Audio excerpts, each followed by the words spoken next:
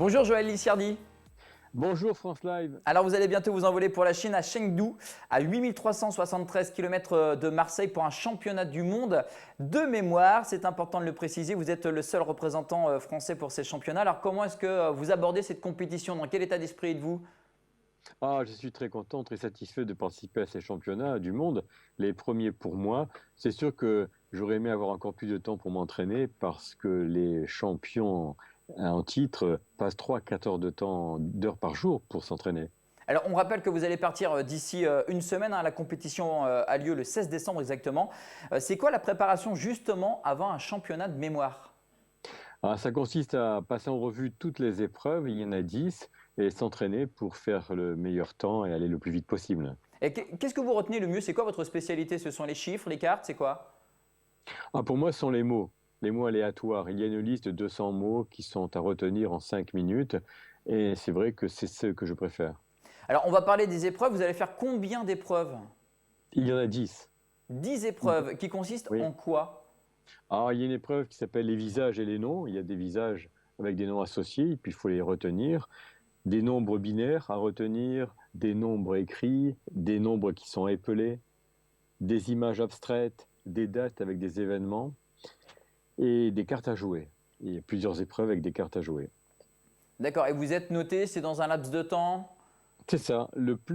Pour les cartes à jouer, c'est le plus rapidement possible mémoriser un jeu de cartes et c'est aussi le plus grand nombre de jeux de cartes en 1 heure. Alors, comment ça se passe? Vous faites une erreur, vous êtes éliminé?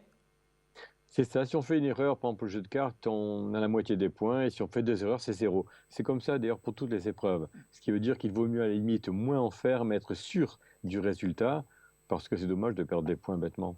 Alors, je le disais en introduction, tout le monde peut entraîner sa mémoire, peut améliorer sa mémoire de façon significative. Alors, je suis face à vous.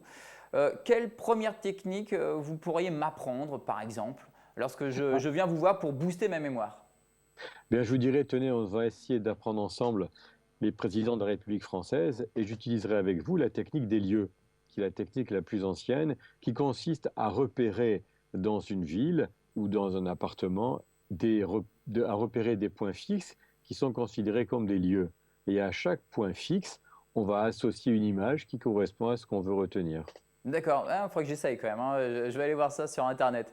Vous êtes formateur de profession pour des salariés et étudiants. C'est quoi le premier conseil que vous leur donnez lorsque vous leur faites en tout cas une formation de mémoire? Alors, je fais des formations de mémoire, mais surtout des formations de prise de parole ou des formations de vente et de management. Mais je leur donne comme conseil d'abord d'être très attentif et surtout de faire un effort de mémorisation, car on ne retient pas s'il n'y a pas d'effort volontaire pour retenir.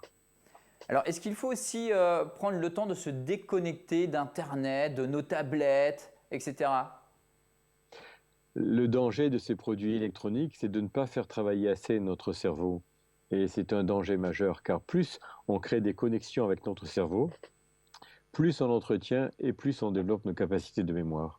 Alors, dernière question. Il paraît que vous connaissez même d'ailleurs les 5000 adresses mail, hein, de vos anciens élèves. Est-ce que vous pouvez me dire quelle est la distance entre Chengdu et Marseille? C'était dans mon introduction. Environ, environ 8000 kilomètres.